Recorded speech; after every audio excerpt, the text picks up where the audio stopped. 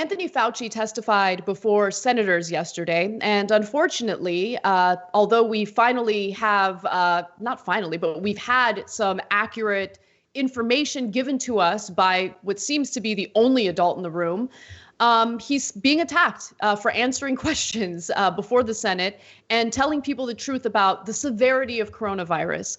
So first, let me just go through some of what happened during this, Senate hearing. Half of it was done in person, half of it was done with people, joining in virtually, which makes sense because we're supposed to be social distancing. And Fauci shared information that's hard to hear. Like, we all want to hear that the country can reopen, that the death toll is starting to plateau, that the number of people contracting the virus has gone down. But unfortunately, that's not the case. Fauci stressed that local officials should abide by the system developed by the federal COVID-19 task force and remain vigilant about a virus that is not going to disappear anytime soon. He was quoted as saying, "My concern is that we'll see little spikes that might turn into outbreaks." Fauci also referenced the notion that the virus could disappear, something that Donald Trump himself has mentioned as recently as last week. And Fauci said accurately, that's just not going to happen because it's such a highly transmittable disease or virus. And one of the senators who was probably the most harsh against Fauci was Senator Rand Paul, who tested positive for coronavirus. And so he should understand the importance of being factual and accurate here. But he told Fauci that he shouldn't be the end all and key decision maker in the virus response, while urging humility, guys, on the part of doctors regarding what they don't know about the virus. This guy, who is in no way an expert on this virus, is telling a scientist, a doctor, Dr. Anthony Fauci, that he needs to show a little humility. It's disgusting. And the misinformation coming from Republican lawmakers and right-wing media are literally costing lives right now. Right now, as we speak, people are dying because they downplayed and underestimated the severity of this virus because of the misinformation we get from people like Rand Paul and some of the Fox News goons that we're about to show you in just a minute. But John, before we go to those videos, I wanted to hear your thoughts. Yeah, you would hope that because he was one of the people who's been affected by it directly, if perhaps lightly, that he would take it a little bit more seriously. But while we always say that for a Republican, it has to hit incredibly close to home for you to have any chance of empathy, it's not a guarantee that even in that case, you'll have it. And Rand Paul has to weigh being serious about this. He is, after all, a trained doctor, as I've seen Republicans reminding everyone online, reminding us that he's an ophthalmologist, clearly an infectious disease expert. But anyway, theoretically, being ethical and caring about the training versus wanting Laura Ingraham to tweet nice things about him, which is what he got. And that's why he's attacking Fauci. That's why he's been tweeting about the deep state and all that stuff. He doesn't believe any of this stuff, but he likes the crazy right-wingers liking him. He certainly likes it better than when, Donald Trump was slapping him around the debate stage. And so, like a lot of politicians, in the model of a Ted Cruz, he's doing what he has to be liked by his party, even if it means, hypothetically, that some people lose faith. Like Fox News viewers might lose faith in what Dr. Fauci says and then do irresponsible things and get sick and die and all of that. That's the devil's bargain that many on the right have taken over the past few months. And what always amazes me is the pure patience and class Dr. Anthony Fauci has in responding to people who antagonize him and question the science behind COVID-19.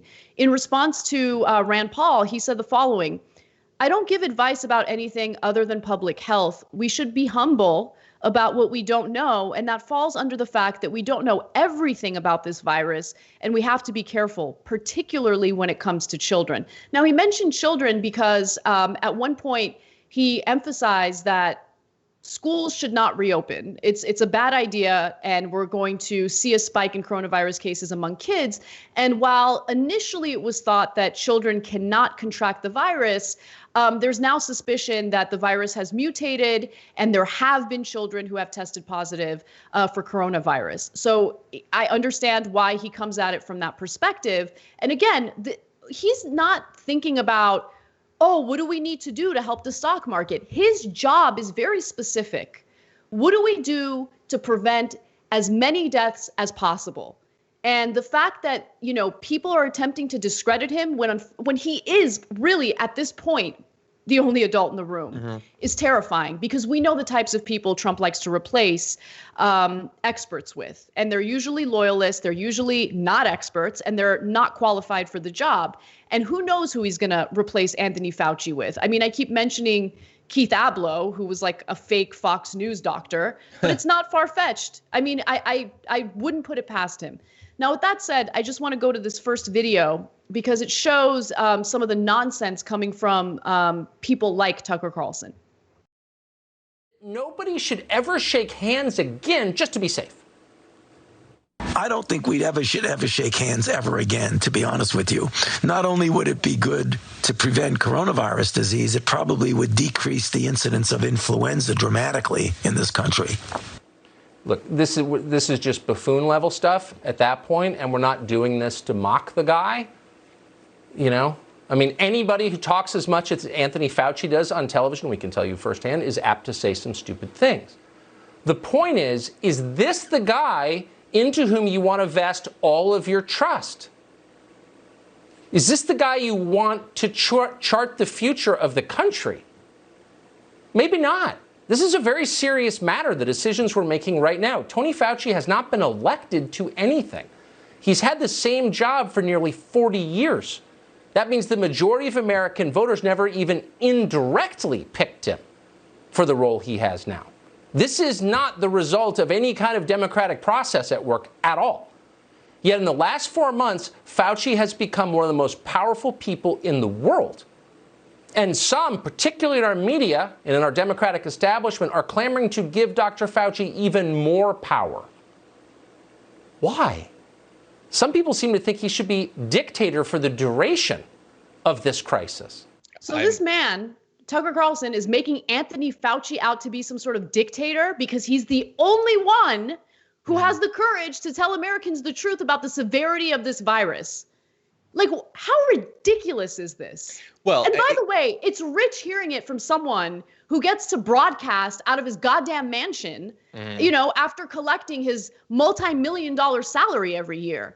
If it's so safe, Tucker Carlson, then go out there. I want to see him practice what he's preaching right now. Go out there and shake hands. Don't wear a mask. Okay? Go out there and mingle with the hundreds of people who were at that Texas park over the weekend. Right? Social distancing. Oh, we should open the country back up because Americans can be adults. They can be responsible, except they're not, as we've seen in multiple states that have reopened prematurely. People are not social distancing. They're not wearing masks. And the number of coronavirus cases in those states are spiking. But let me tell you what the truth is, okay?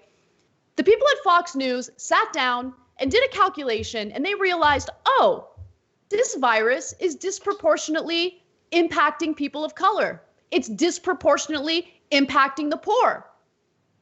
Do we really care about them? No.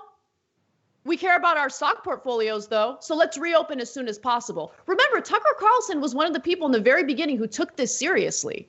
I wonder why he's changed his mind all of a sudden. What could it have been that made Tucker Carlson, go from talking to Donald Trump to take this pandemic seriously to now downplaying it like the rest of the crap hosts at Fox? Yeah. It's disgusting. Well, let's not go too far. He took it comparatively seriously compared to Sean Hannity. And what you explained, that's one potential thing that's changed. The other is that Trump did an absolutely horrible job and tens of thousands of people have died. And Tucker Carlson, when he didn't yet know if taking it seriously would hurt Donald Trump, the person that he has vested all of his trust into, that he wants to have, unilateral, insane power over America. Before he knew that it was going to be bad for Trump, he took it seriously. Now, to continue to acknowledge that these deaths are important would be damaging to the economic elites that he actually supports. And so he can't do that. And so he doesn't care. And for all the people listening to this that might think, well, come on, no, he's just trying to be fair. He's a critical thinker and everything. Do you really think that if Barack Obama was still in office right now and 85,000 plus people had died and another 2,000 are going to die today, that he'd be implying that the issue is Fauci? That that's the problem, is that people are taking Fauci's warnings too seriously, that we should go easier on the government? Does anyone think that he would be doing that if it wasn't a Republican president? Nobody actually thinks that. And nobody is saying that Fauci should have dictator powers. Again, he's supposed to be the serious one on Fox in the opinion side. Did he cite those people that are saying Fauci should have dictator-like powers? Who thinks that? Fauci is, after all, an advisor in all of this. He barely has any power. You want people who have unilateral control over issues that they don't know anything about? That's Jared Kushner. How many segments has Tucker Carlson done about the power undemocratically allocated to Jared Kushner over the past couple of years? I'm going to go out on a limb and say none, actually. Yeah, we didn't vote for Jared Kushner.